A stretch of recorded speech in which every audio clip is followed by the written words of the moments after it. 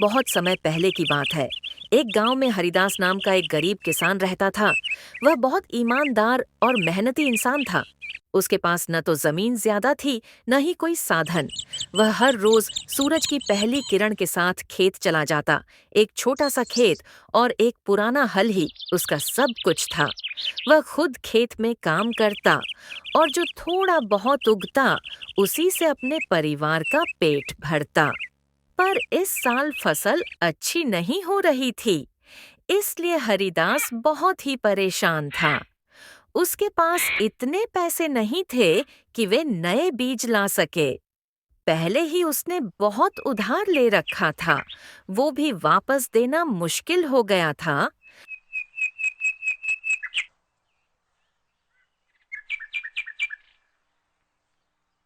हरिदास के परिवार में उसकी पत्नी सीता और एक पुत्री थी। वे सब बड़े संतोषी स्वभाव के थे।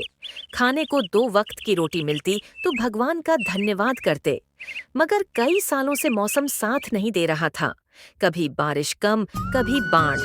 हालत इतनी खराब हो गई कि घर चलाना मुश्किल हो गया। घर का गुजारा भी मुश्किल हो गया था। बाहर से धनी राम हरिदास को आवाज लगाता है, हरिदास, ओ हरिदास, बाहर निकल। पैसे उधार लेकर अभी घर में छुपकर बैठा है। मुझे मेरे पैसे दे, जल्दी बाहर आ। हरिदास, मुझे मेरे पैसे वापस चाहिए। सेठ जी, मैं कहाँ भागा जा रहा हूँ? लौटा दूंगा आपके पैसे, पर अभी नहीं है मेरे पास। अगर तुमने मेरे पैसे वापस नहीं दिए तो तुम्हारे घर का सारा सामान उठा कर ले जाऊंगा। मुझे मेरे पैसे पूरे ब्याज के साथ वापस चाहिए। सेठ जी, अभी तो मेरे पास कुछ नहीं है आपको देने को। आप ऐसा कीजिए, आप मेरी गाय ले जाइए। वैसे गाय तो बढ़िया है, ठीक है, थोड़ा और वक्त दे देते हैं, पर अगर जल्दी नहीं लौटा सका तो गाय हमारी होगी। मैं पूरी कोशिश करूंगा कि जल्दी ही आपके पैसे लौटा सकूं। धनी राम अपने नौकर को आदेश देता है कि वह गाय को लेकर हमारे साथ घर चले। जब तक हरिदास हमारे पूरे पैसे नहीं देगा, तब तक गाय हमारे पास रहेगी। इतना कहकर नौकर गाय को अपने साथ लेकर आता है। सुन, मुझे उस हरिदास पर इतना सा भी भरोसा नहीं है। वह गरीब खुद को समझता क्या है। तुम्हें उस पर पूरी नजर रखनी है और सारी खबर मेरे तक पहुंचानी है। समझ आ गई न मेरी बात? सब समझ आ गया सेठ जी, आप बिल्कुल भी चिंता मत करिए। मैं उस पर पूरी नजर रखूंगा, आपको शिकायत का कोई मौका नहीं दूंगा।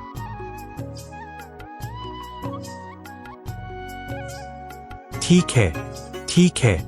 अब जल्दी से गाय को चारा खिलाकर घर ले आना और जो काम कहा है उस पर ध्यान देना। समझ रहे हो न?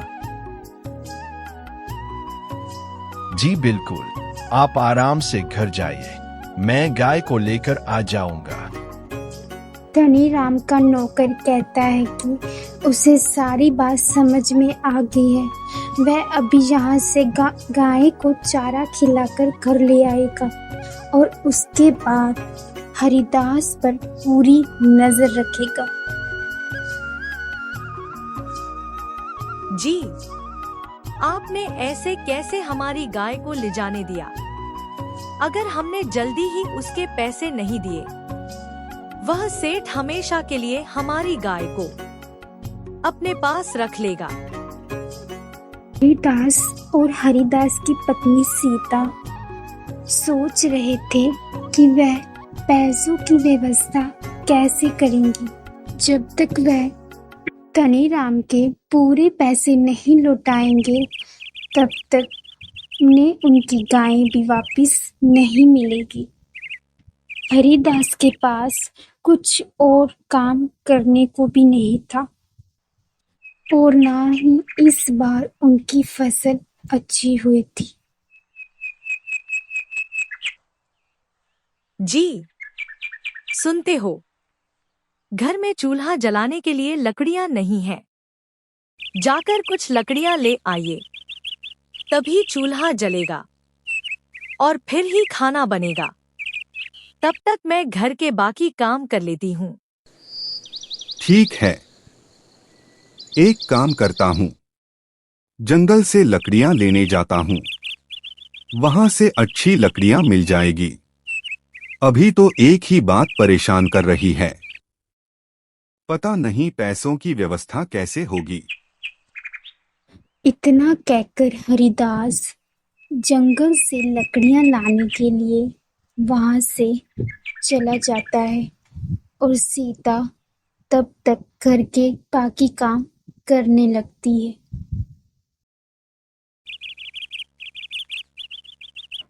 हरिदास लकड़ियां लाने के लिए जंगल में आता है। वहां सामने उसे एक बड़ा सा पेड़ दिखाई देता है। वह उस पेड़ के पास जाकर वहीं से लकड़ियां काटने लगता है। कुछ लकड़ी काटने के बाद हरिदास थोड़ा थक जाता है और वह वहीं उस पेड़ के नीचे बैठ जाता है। तभी वहीं से एक साधु बाबा गुजर रहे थे। वह हरिदास को परेशान हुआ देखते हैं। वह उनके पास जाते हैं और पूछते हैं, क्या हुआ बेटा? बहुत ही परेशान लग रही हो, मुझे बताओ क्या बात है? शायद मैं तुम्हारी कुछ मदद कर सकूं। बाबा, परेशान तो हूँ। मुझे किसी से उधार लिए हुए पैसे चुकाने हैं। अगर नहीं दे पाया तो बेघर हो जाऊंगा। भला इस गरीब की मदद कौन करेगा? बेटा, तुम सच्चे मन के हो, मैं तुम्हारी मदद करूंगा। यह थैली लो। इस थैली के अंदर एक बीज है। यह कोई साधारण बीज नहीं है। इसे अपने खेत के बीच में बो देना। जो होगा वह तेरी मेहनत और नियत पर निर्भर करेगा। बाबा, क्या सचमुच मेरी समस्या दूर हो जाएगी? मैं उस धनीराम के पैसे चुका दूंगा। मैं बहुत ही खुश हूँ। आपने मेरी बहुत बड़ी मदद की है। यह बीज चंद्र की रोशनी में ही अपना कमाल दिखाता है। यह एक जादुई बीज है, तुम्हारी सारी समस्याओं को हल कर देगा। पर बेटा, याद रखना, कभी लालच मत करना। इतना कहकर साधु बाबा वहां से चले जाते हैं। हरिदास बहुत ही खुश हो जाता है और उस थैली को लेकर अपने घर चला जाता है। हरिदास लकड़ियां लेकर घर पहुंचता है। सीता उससे पूछती है, क्या हुआ जी? बहुत ही देर कर दी आपने घर आने में। मैं कब से इंतजार कर रही थी। वैसे भी घर के बाकी काम हो गए हैं, बस अभी खाना बनाना बाकी है। हाँ, ऐसा करो, तुम खाना बना। मुझे खेत में थोड़ा काम है। तब तक मैं खेत होकर आता हूँ। इतना कहकर हरिदास खेत के लिए चला जाता है। खेत पहुंचने के बाद वह आसपास देखता है कि कोई उसे देख तो नहीं रहा है। उसके बाद अपने खेत में जाकर वह अपनी थैली से बीज निकालता है और एक अच्छी सी जगह पर बो देता है। हरिदास के चेहरे पर खुशी थी। वह बीज लगाकर खेत से अपने घर चला जाता है। हरिदास के खेत से जाने के बाद धनीराम का नौकर उसके खेत में आता है। वो ये सोचने लगता है कि हरिदास एक बीज लगाकर इतना खुश क्यों हो रहा था। यह हरिदास एक बीज लगाकर इतना खुश क्यों हो रहा था? जरूर कोई और बात है। मुझे इस बारे में मालिक को बताना होगा। इतना कहकर नौकर धनीराम सेठ के पास भागकर जाता है। राम का नौकर भागकर धनीराम के पास जाता है और उससे कहता है, मालिक, एक बहुत बड़ी खबर है। जरूर उस हरिदास को कोई खजाना मिल गया है, तभी तो वो इतना खुश लग रहा था। राम ये खबर सुनकर बहुत ही खुश हो जाता है और अपने नौकर से कहता है, तो पता करो क्या खजाना मिला है। उस पर पूरी नजर रखो, तभी तो उस खजाने का राज पता चलेगा। सीता, मुझे जंगल में एक साधु बाबा मिले थे। उन्होंने मुझे जादुई बीज दिया। मैंने वही बीज खेत में लगाया है। चांद की रोशनी में बीज अपना कमाल दिखाता है। बाबा ने कहा इससे हमारी सारी परेशानी दूर हो जाएगी। सच में हमारी सबसे बड़ी परेशानी तो सेठ जी का उधार चुकाना है।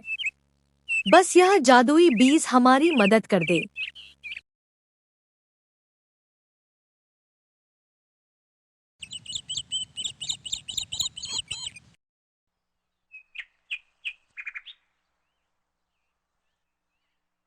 रोज जाकर उस बीज की अच्छी तरह देखभाल करता। कुछ ही दिनों में वह एक बहुत बड़ा फलों का पेड़ बन गया। हरिदास ये देखकर बहुत ही खुश हुआ।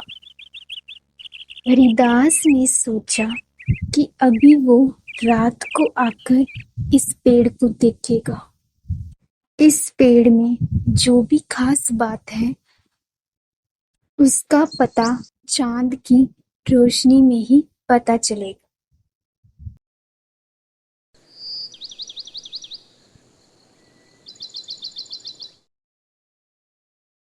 तो होने पर हरिदास खेत में जाता है। वह वहां का दृश्य देखकर हैरान हो जाता है। वह पेड़ फलों का पेड़ नहीं था, बल्कि एक सोने का पेड़ बन गया था, जिसमें से एक सोने का फल नीचे गिरा पड़ा था। हरिदास पास जाकर उस सोने के फल को उठाता है और बहुत ही खुश होता है और अपने घर चला जाता है।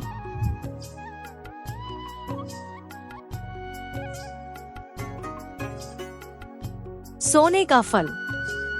सच में अब हमारी समस्या हल हो जाएगी।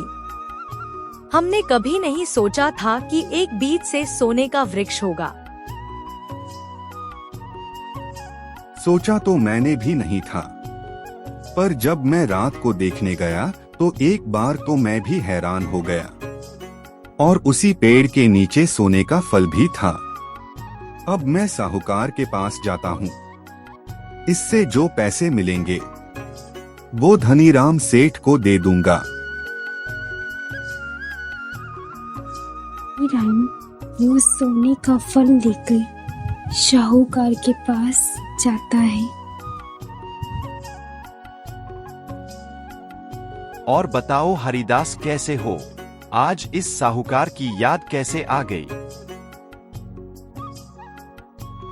ठीक है साहूकार जी, बस कुछ काम था। यह देखिए सोने का फल, इसे बेचना है। आप बता दें कितने पैसे मिल सकते हैं इसके।